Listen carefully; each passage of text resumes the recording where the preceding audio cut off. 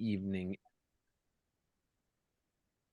Good evening, everyone. We're going to get started in just about 1 minute. Go ahead and log in, get your audio working. Feel free to be on camera if that's comfortable for you, or listen in, whatever works for you. I need to shout out Kieran's profile picture. I thought for sure you were on camera. That is a brilliant profile picture. I need to replicate that. We are going to get started here tonight in just a couple seconds. Thank you all for joining us. Just a reminder that the meeting is being recorded as well and will be posted afterwards. How we looking, team? Is everyone in? Okay. So we'll go ahead and kick off. Not a new topic. We're talking about the facilities master plan here tonight. We appreciate you all being here. For those who might be joining us a bit new, the chat will be open throughout the evening. So if you have any questions or comments or feedback, feel free to drop them in the chat as we're going. We'll also make sure we leave lots of time for questions and dialogue at the end of the presentation as well. So with that, let me bring in Dr. Brad Stewart from Montgomery College to kick us off tonight with a little overview of the college. Brad? Thank you, Michael. Next slide, please.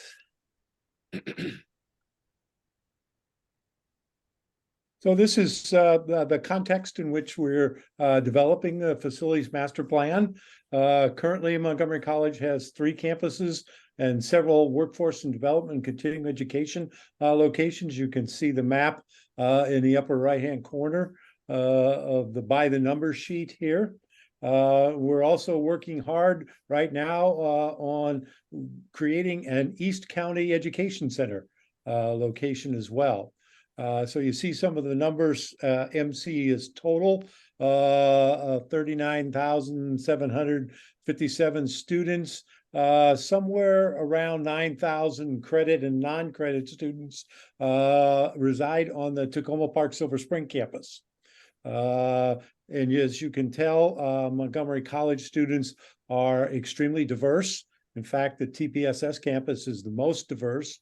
We have a large Hispanic population. We have a large Ethiopian population and a number of students from other groups as well. The other campuses are a little bit less diverse than MC, but not so much that you would notice. As you see, 79% of our students are students of color. There are also a large number of our students receive federal financial aid and are eligible for that, which was very nice this week. Earlier this week, we managed to provide free computers to students who qualify for Pell Grants, along with some discounted internet access.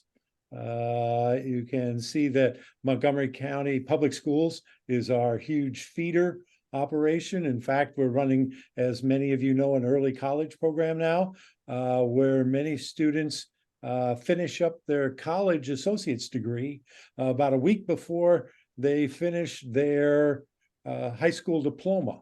And so they graduate from MC and MCPS simultaneously. The high quality of our faculty is indicated by our large number of Maryland Professors of the Year. And our students come from, at last count, 155 different countries. So the Takoma Park campus, like I said, about 9,000 credit and non-credit students. About 5,600 of those students are in our credit classes. Our enrollment is up this year across the institution, which is true of community colleges across the country as well.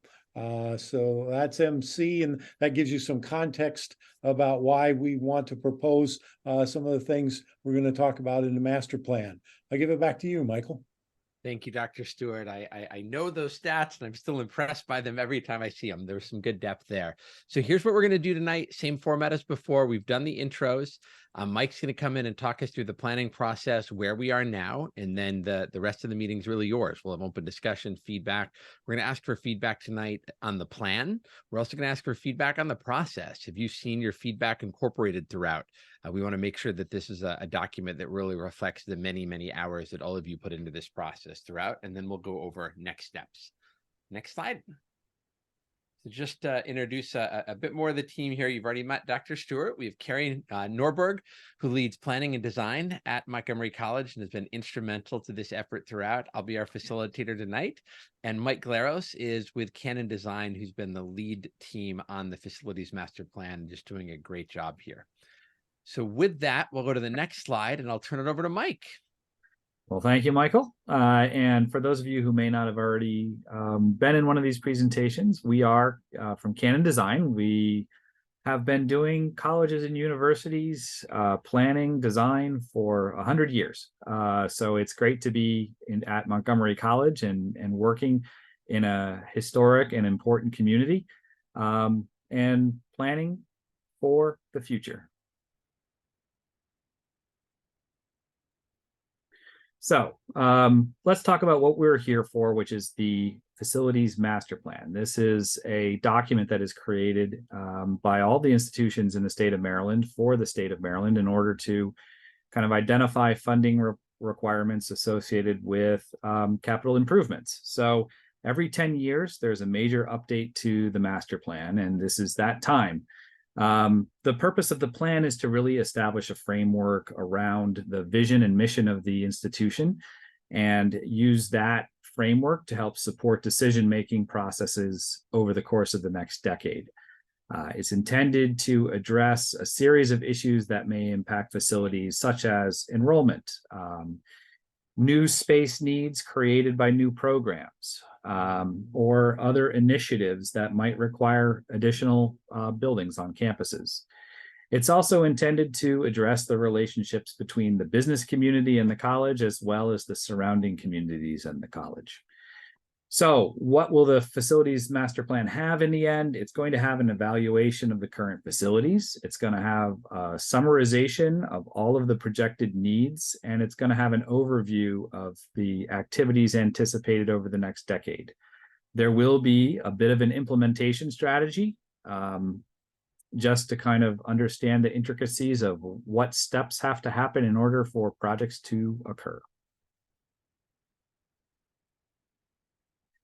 So as I mentioned, this is something we do every 10 years, and it's 2023. So we look back to the 2013 plan and the robust planning exercise that occurred in that time frame.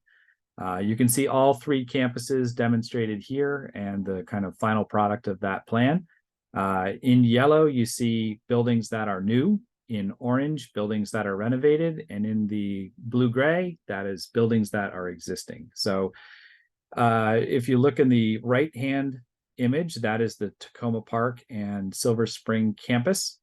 And you can see in yellow, there were some plans to build some new buildings, particularly on the Tacoma Park side in replacement for the smaller and more idiosyncratic buildings from the 1970s.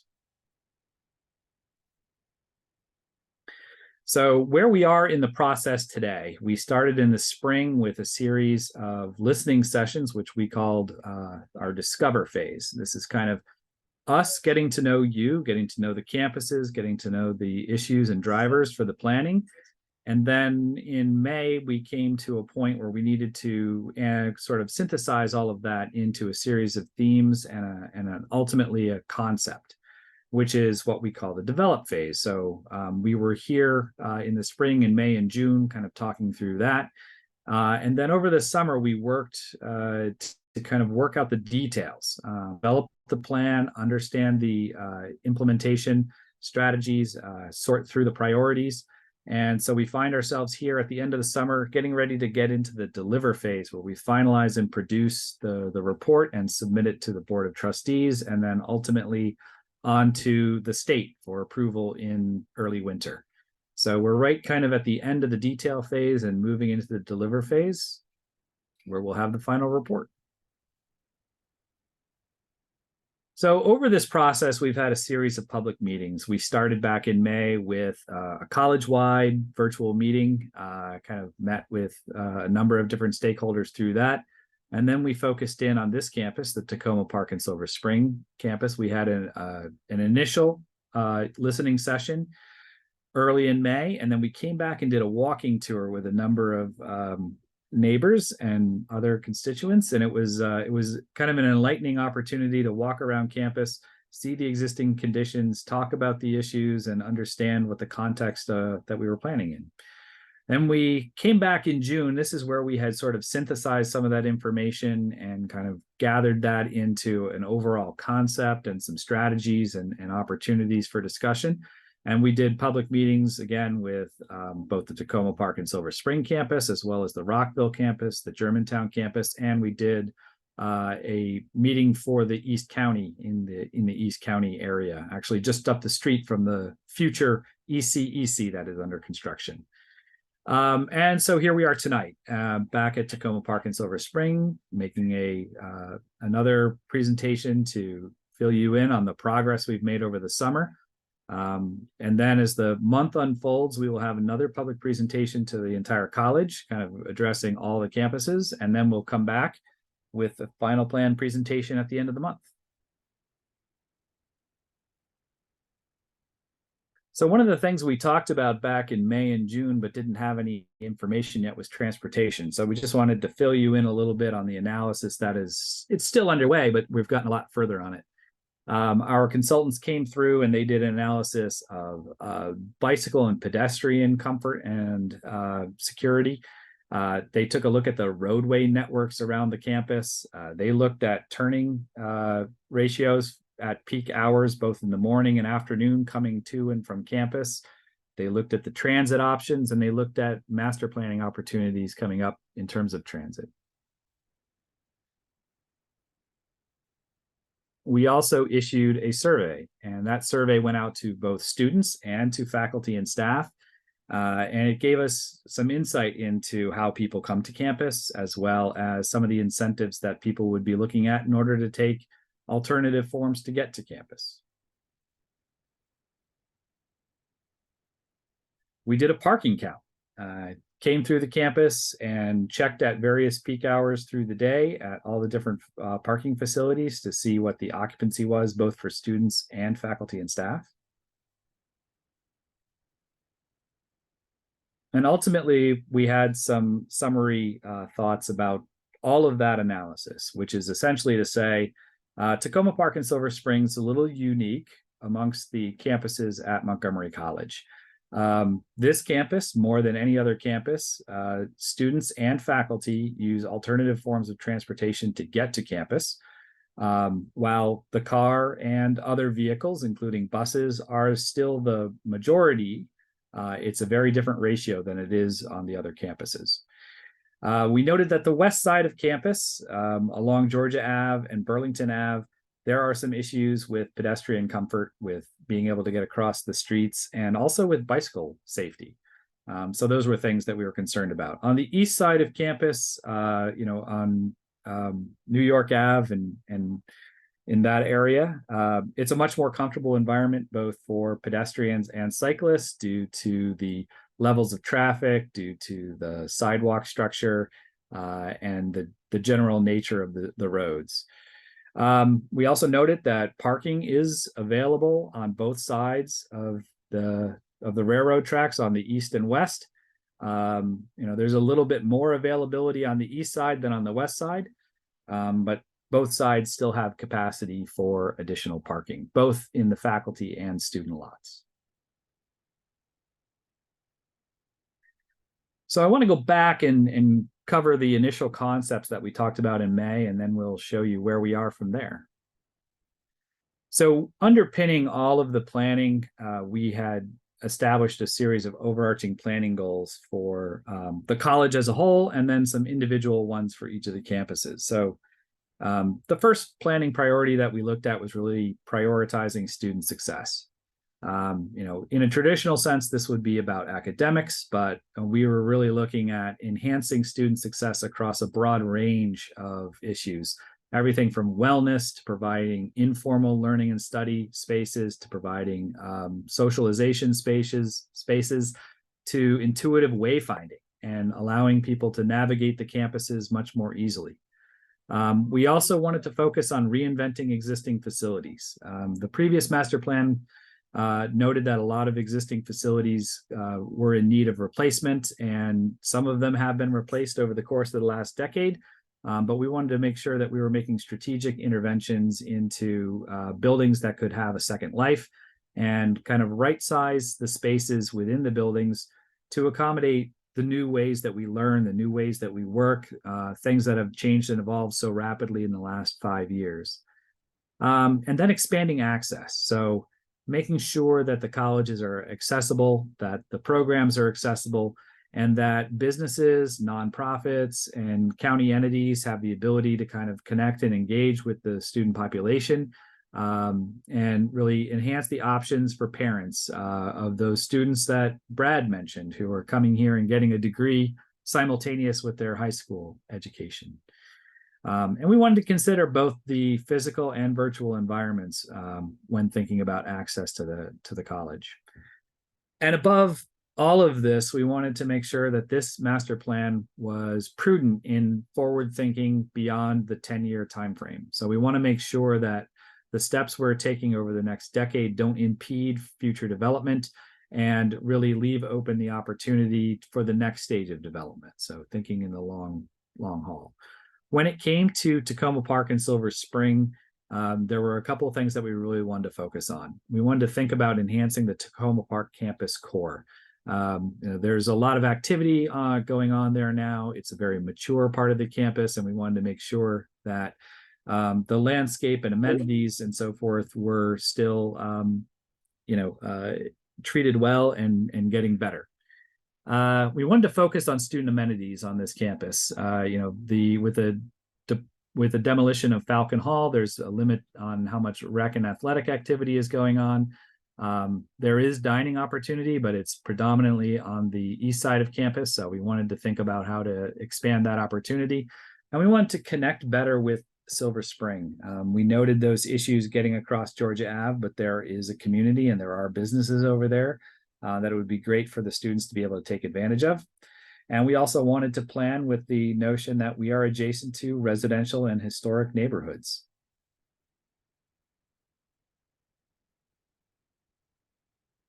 So thinking back to 2013, this is what the campus looked like. You can see over on the east side of campus, those small footprints of the buildings from the 1970s. And on the west side of campus, the newer, larger footprint buildings that have really kind of evolved over the last 20 years. So since then, really the big endeavor has been the demolition of Falcon Hall and the construction of the Leggett Building for math and science. And right now we currently have both that project and a renovation of the Resource Center for an upgraded and more student-friendly and appropriate library space. One of those spaces that's really going to be important for students as we think about the student success and getting the right kind of space for students to study, to gather, to work, to focus. So excited to see those come online here in the next several months. And so back in June, we talked about a number of strategies, and we had things kind of broken into kind of the 10-year planning phases. So we talked a little bit about two major opportunities for development. The first is in the place of Science North, as well as the Math Pavilion and the North Pavilion, noted here as project number 1. And that is a new academic and wellness facility located essentially the replacement for Falcon Hall on the location of Science North. This would be a project that would provide students with a wide range of opportunities to learn about the physical education program, as well as engage in health education and physical activity. It's also a building that would probably be very appropriate for the community as well. We had another project noted here as number 2, which is on the parking lot on Burlington Ave. And that is intended to be sort of an academic building with the potential for parking underneath it and potentially other uses. So essentially a mixed use development on that site, kind of filling out that west side of the campus. We also did note the opportunity, which was carried in the previous master plan, to work in conjunction with the Rec and Parks group to identify an opportunity for a wellness building within the park. So then looking at the kind of longer range plan, we started to think about other renovations that might need to happen, whether that's the spaces in the resource center that are not currently being renovated as the library project, or the Commons building and the pavilions on the corner of Chicago and New York, and also the opportunity for future expansion of the campus. So should something need to happen, there were a couple of spots identified along Fenton Street in the previous master plan that we wanted to carry forward as opportunities for that expansion should it be necessary. So since then, we've really kind of worked through some of the details and took a harder look at some of the projects, and still a work in progress, and would love to hear your feedback on it. But we're still carrying those two kind of anchor projects, the academic and wellness facility on the Science North site as a critical component of really advancing student success on this campus. And then the opportunity for that mixed use academic building on lot W1 in order to kind of expand academic opportunities on the campus. In addition to that, we've really taken a hard look at the campus open space and the landscape that kind of stitches the campus together, and want to propose some improvements that might allow for a better experience, more cohesiveness, a better pedestrian experience.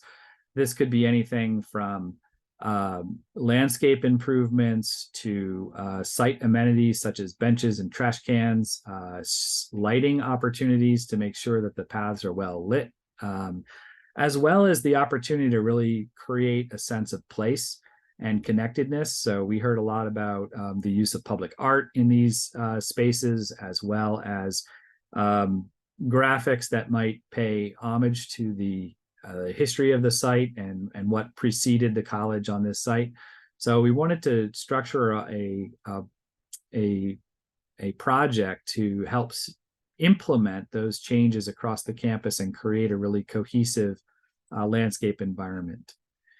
And then we noted that pavilions 1, 2, and 4 were in the planning time frame, probably going to need some investment in order to make improvements and make them suitable for continued use for the college.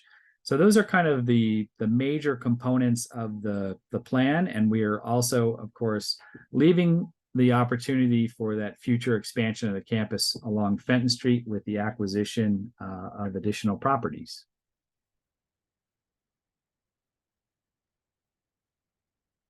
So with that, we'll turn it over to you for a little Q&A.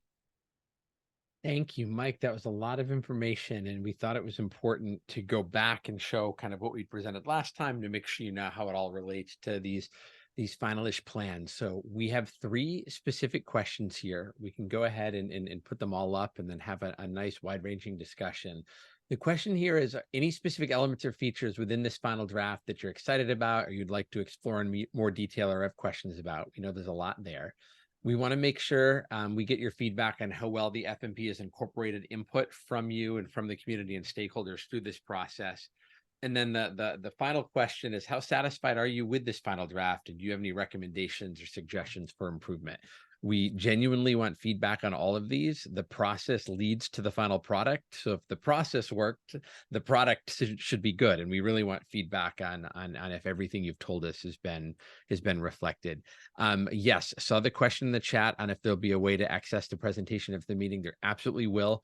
I'll show a slide here in just a second on the website, but everything is uploaded, including a recording of the meeting, as well as the slide deck from tonight and from our previous meetings. So we'll have them all up there. Great question. So we can start anywhere. Any questions, any thoughts, any feedback? Richard, I saw you come off mute. Would you like to kick us off? Go for it. Sure. I can tell a lot of time and effort has gone into reviewing the site and looking at options.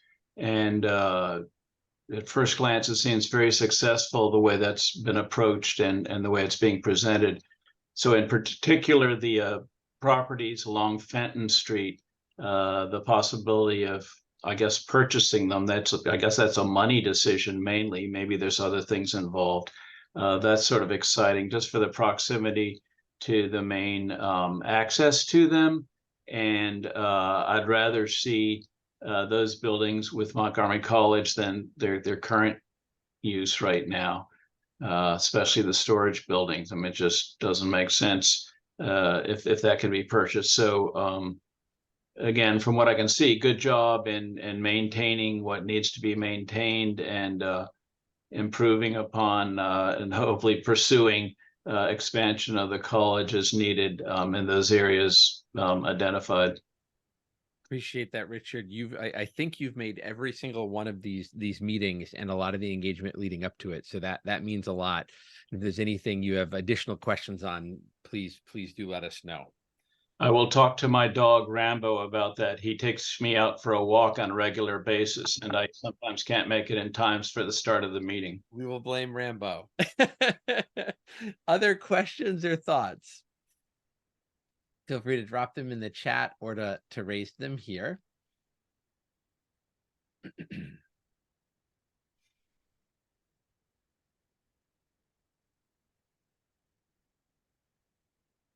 Hey, so what I'm going to do in just a second is we'll flip to a new slide to show where you can get additional information, and then we'll come back to this in case anyone's got any additional questions. We know sometimes it takes a bit to formulate exactly what you want to say or ask.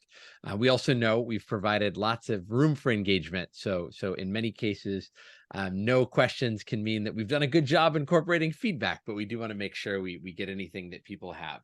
So if you have additional feedback, especially as you think about this, you go back and look at the presentation or the meeting, the best way to do it is to go to the website here, montgomerycollege.edu/facilities-master-plan. That's where you can access all of the information about this process. And if you're so inclined, there's a QR code. Take a picture of that with an enabled smartphone, and it'll take you to that same place. Excuse me. Our FAQs will be up on this site, as well as information about where you can send us more information. So with that, excellent. Can you give a link directly to where recruitings and slides are? I had trouble finding those on the site. We can absolutely do that. Beth Ann will work to do that right now. I know Poppy and our team is on top of that. Let's go back one slide just to pull these back up. Excuse me. Any other thoughts here? Just capture feedback. Have you been happy with the process? Any last feedback for us?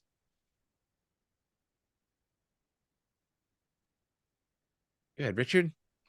Yeah, just Mr. Optimistic, Mr. Happy here. Just want to put a heads up for a good job with the Leggett building. I think the way that's been handled throughout in general, with some things that were needed to be addressed, went very well. And in terms of master planning, maintaining that setback that Falcon Hall had, and realizing the massing the building's a little smaller because of the budget considerations. All said, I think really good job. I realize there's a few months to go yet, but hats off to everyone involved in that effort. From everyone involved in that effort. That's great. That is super meaningful feedback. I see Carrie smiling here. That is great. We've been working very hard on that collectively, and so that is great feedback. Okay. Well, I know everyone's got lots they could be doing on a Wednesday evening, and we appreciate you spending time with us. I'll give one more round of space here for questions. Poppy, have we been able to provide that direct link? And if not, can we get Beth's information privately so we can send it to her? Yep, we'll do, of course. Excellent. Beth Ann, Poppy will direct message you, and if you can share some sort of contact information, we'll send you the link directly. Perfect. Anything else? Okay, Dr. Stewart, can I turn it back to you to close us out this evening? You're on mute, sir. Dr. Stewart, we can't hear you. There we go. Go for it. My team prefers that I stay on mute most of the time. I just wanted to again say thank you to everyone that's been involved in this process, particularly community members who have given us some wonderful feedback and have been patient with us as we sometimes show them similar ideas, but they're just a little bit different. And you guys are all smart enough to suss out the differences and make good comments about what we need to do. Richard, I really appreciate the pat on the back about the Leggett building. That's been a long time working together with you and the rest of the folks in the neighborhood. And we think it's going to be a great facility for our students and for the community. We can't wait to host you all in shows in the planetarium. If you have any other pieces of feedback or if you need other information and you can't track down Poppy or anybody from Link or from Mike Glarus's team, feel free to email me and I'll make sure it gets to the right people. That's excellent. Thank you, Dr. Stewart, and thank you all. We appreciate it. Have a good evening. See you. Thank you. Bye-bye. Thank you. Thanks.